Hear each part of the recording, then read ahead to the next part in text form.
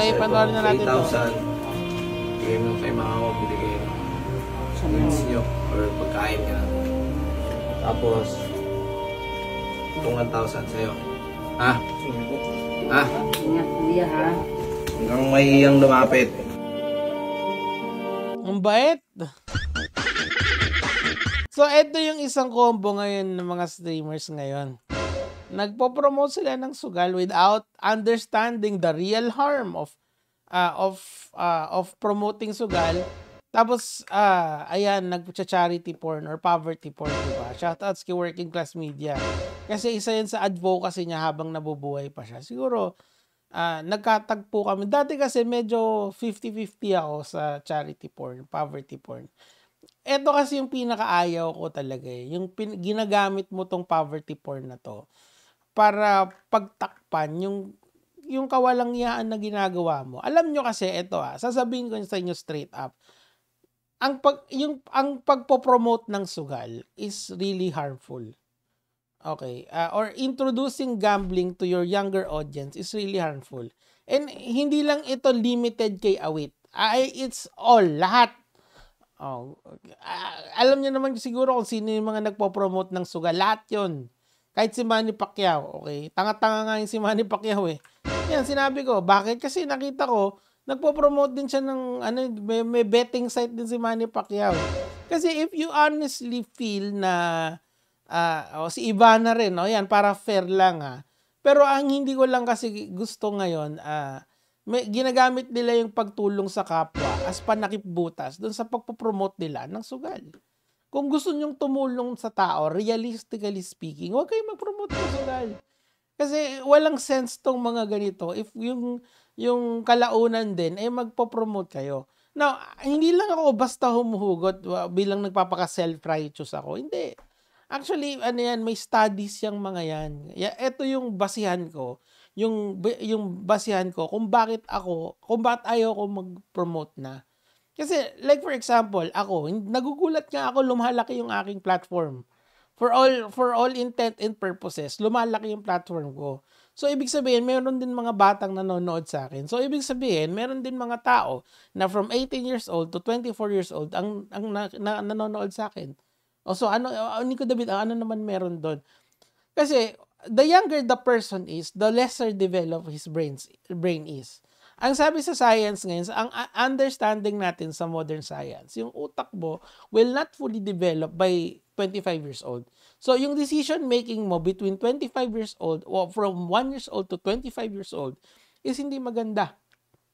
Hindi pa pulido yung iyong decision making. Actually, miski nga yung mga kaidaran ko, hindi pa rin ganun ka-solid yung decision eh. Kasi the reason why we're doing this analysis araw-araw, the reason why we're doing these debunks, the reason why we're doing all these reviews about trending topics is that in the future, you make an informed decision on your own. Yun yung purpose nun eh.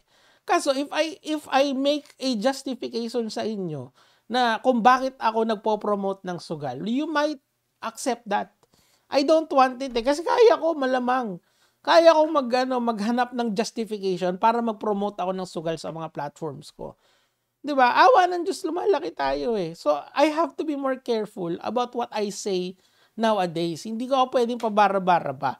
Kung magsasabi ako, miski hindi ko gusto si Cayetano dito. Kasi tama yung study niya, sinite niya eh. I read about this study. And nagulat ako na, alam mo, na hindi ito hina-highlight ngayon ng mga taong ayaw sa sugal, di ba?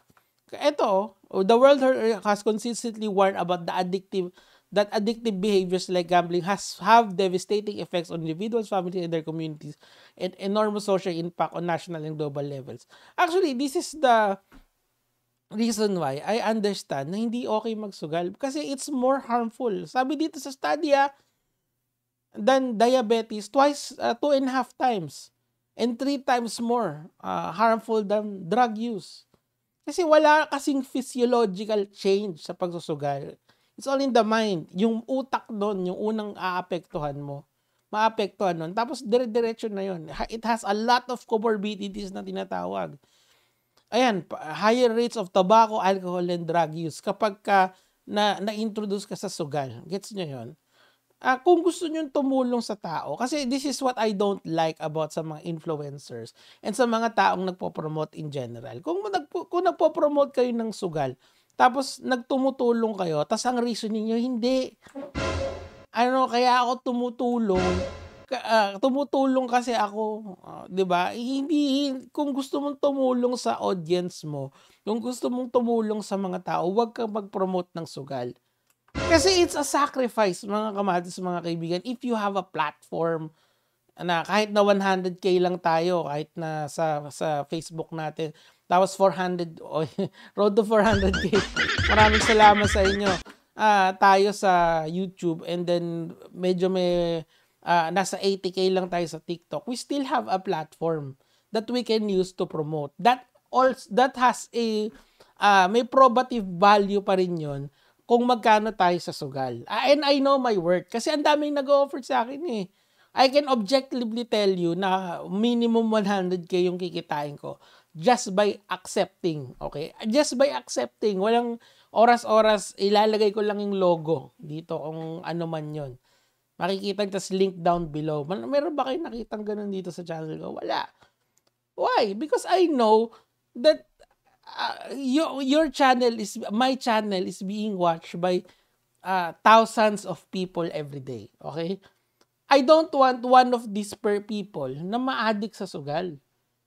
Kaya sinasabi ko sa inyo yung totoo. Ito, yung nangyayari sa utak mo kapag nagsugal ka. And no amount of charity can change that. Kuha nyo ba? No amount of ganitong music. Fuck that, man. Di ba kayo naman, ang bait ni Awit. Ang bait-bait ni Awit, Kaper. Kita mo tumutulong. Tangina. Alam mo, kung gusto mong tumulong, kung gusto mong tumulong, huwag kang mag-promote ng sugal sa platform mo. Kasi sabi ng science, current study, na kapag ikaw ay nalulung sa sugal, yung utak mo mismo yung mag-iiba. Yung walang physiological change, pero may mental changes. And these mental changes are absolutely more devastating than their physiological counterpart. Pag droga ka, body and mind yung maiiba doon, 'di ba? Kaso sometimes when you're using drugs, lupay-pay na yung katawan mo, babagsak yung katawan mo until such a time na wala na, bangingi ka na doon. Bubble gum na yung utak mo. Unlike yung pagsusugal, full mental faculties ka pa, kaso meron ang driving force ng buhay mo, kaya mo ginagawa lahat ng ginagawa mo, you're still functional, is yung pagsusugal. Can you imagine that? This person is followed by 3 million people, and this also applies to anyone promoting. Alam mo yun, no amount of poverty porn, shoutouts kay working class media, na tatakip doon na ganyang music. Ang bait. Ngayon, ikaw, saan ka nakatira? Natutulog lang po sa ilalim ng tubig. Doon lang din. Sa kwarto lang po namin. Di gawin nyo ganito. Kayo ng mahalagang 5,000 upahan. Nagpresyo pa talaga, baka kasi kumuha ng loft eh. Sabi ni Awit, kuha tayo ng pangrenta.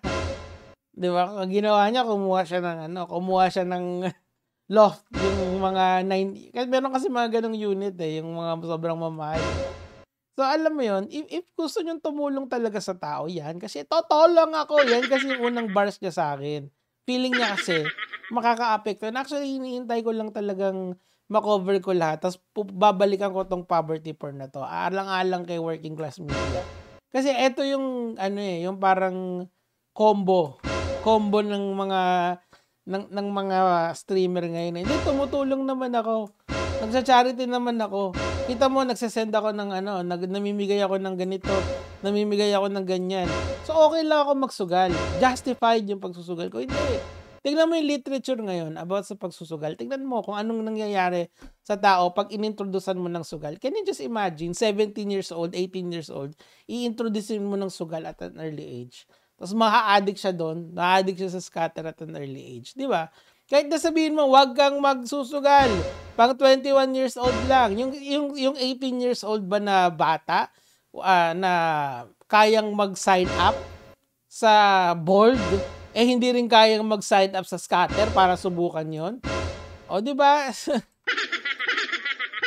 Yung 18 years old na bata na may pambili ng ML skin, kaya niya, hindi niya kaya yon? Of course not. So, no amount of charity that you do will compensate for the fact that promoting gambling is bad for the children.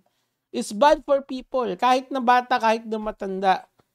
Kasi lalong-lalo na dun sa mga tao na hindi pa fully develop yung utak nila. That's between 1 years old to 25 years old. And yung mga matatanda rin, meron pa rin nalululong dyan at even at their later stages in life. Alam nyo why I know this? Because I witness it myself. Galing ako sa mundo ng poker, nakikita ko talaga how devastating is yung pagsusugal. Meron akong mga kakilala dyan, hindi ko na lang papangalanan kung sino. Kasi pwede nyo kasing i-google tong mga tao na to Nanalo sila ng milyon-milyon sa isang tournament. Tapos kinabukasan wala na. Kasi pinangbakarat nila or tinaya nila sa sabong. Something like that. Kita nyo? Ang bilis ng pera sa sugal. Literal. And ang nananalo lang talaga dyan, yung casino. At saka yung mga nagpo-promote. Diba? Tapos ngayon, nagpapadala kayo sa charity. Gising na. Tama na. Ito yung totoo. Doon sila sabi ko yung totoo. Kasi I want you to make informed decisions in your life. If you're going to gamble, these are the risks involved. At eto lang ang yayaman. Hindi ka yayaman sa sugal. Walang yumayaman sa sugal. Ang yumayaman sa sugal ay yung may-ari ng casino at saka yun na magpo-promote nito. Okay? Yan lang naman yung sa akin for today mga kamatis, mga kaibigan. Gege mga lods.